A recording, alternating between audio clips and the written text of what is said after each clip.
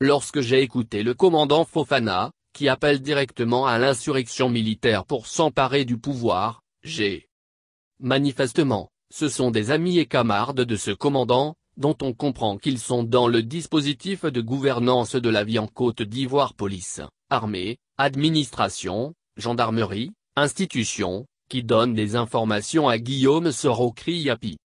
Dans ses écrits, Kriapi n'appelle pas directement à l'insurrection militaire, au coup d'État, mais Guillaume Soro prépare l'opinion publique à une telle hypothèse qu'il présente comme nécessaire, et qui est nécessaire pour lui, car chacun sait que, pour de multiples raisons, Guillaume Soro Kriapi ne peut jamais accéder au pouvoir par les urnes.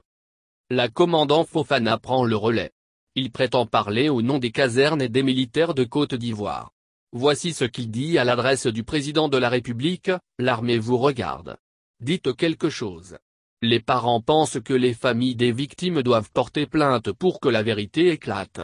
Il ajoute: je répète, les propos que je tiens n'ont rien à voir avec des propos politiques. Radié des effectifs de l'armée ivoirienne, Fofana s'est mis au service des ambitions d'un individu pour assouvir ses propres ambitions.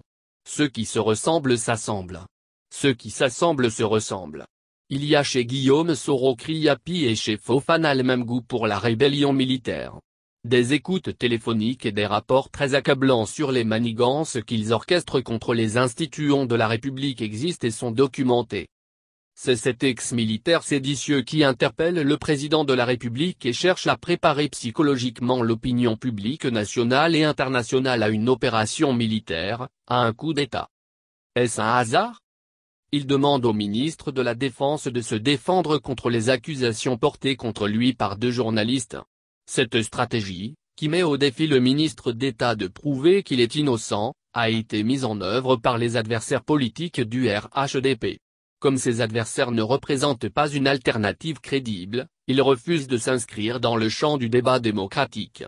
Ils n'ont pas d'idée, mais ils ont Kriapi, Fofana et Niansi, véritables experts en filouterie et trahison. Le discours de Fofana est séditieux. Il doit conduire les Ivoiriennes et les Ivoiriens à prendre conscience du danger que représentent ceux qui n'ont jamais renoncé aux armes. Le message de l'ex-militaire Fofana, véritable appel à l'insurrection militaire, s'inscrit dans un plan concerté dont l'objectif est la déstabilisation de la République et la remise en cause de la démocratie. Commandant Fofana verse des larmes de crocodile. Depuis plusieurs mois, des journaux et sites avaient clairement évoqué une collusion possible entre Kriapi, Guillaume Soro et les djihadistes. On sait que Guillaume Soro Kriapi est prêt à tout pour s'emparer du pouvoir. Soro Kriapi ne vient-il pas de reprocher à M. Bédier d'aller aux élections sans l'avoir consulté, ni consulté Babo, en rêvant à tort de battre le RHDP? À l'évidence, Guillaume Soro Kriapi et commandant Fofana tiennent un discours qui vise à justifier un coup d'État. Fofana est l'une des ultimes pièces qui préparent le passage à l'action. Le prétexte avancé par Fofana est celui d'un hommage insuffisant aux victimes de l'attaque djihadiste de Kafola. Pourtant tout le monde sait que depuis son élection, le président Ouattara a tant fait pour que l'armée ivoirienne retrouve l'image et le prestige d'une armée qui protège les Ivoiriens. Avec la tragédie de Kagolo, la nation est en deuil. Mais, la crise sanitaire liée à la maladie à coronavirus 2019 ne permet pas que soit organisée une grandiose cérémonie militaire en hommage à nos soldats.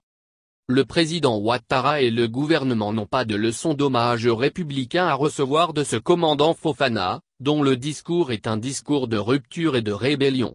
Son discours anti-républicain est la preuve des penchants putschistes et insurrectionnels de Guillaume Soro Kriapi.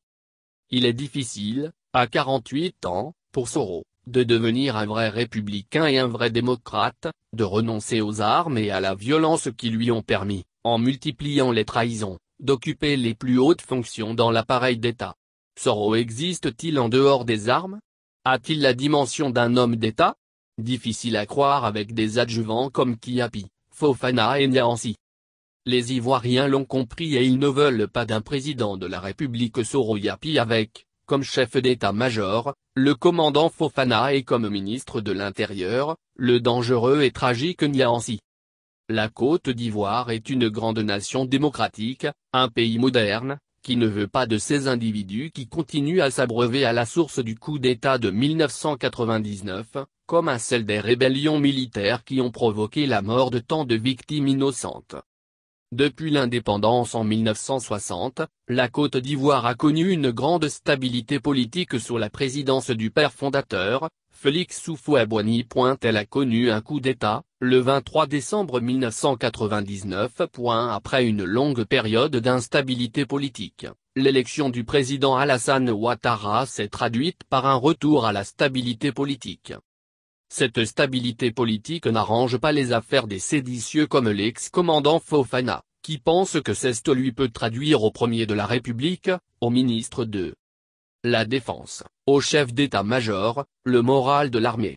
On croirait revenu au temps de la rébellion, avec le chef rebelle Soro Guillaume Kriapi.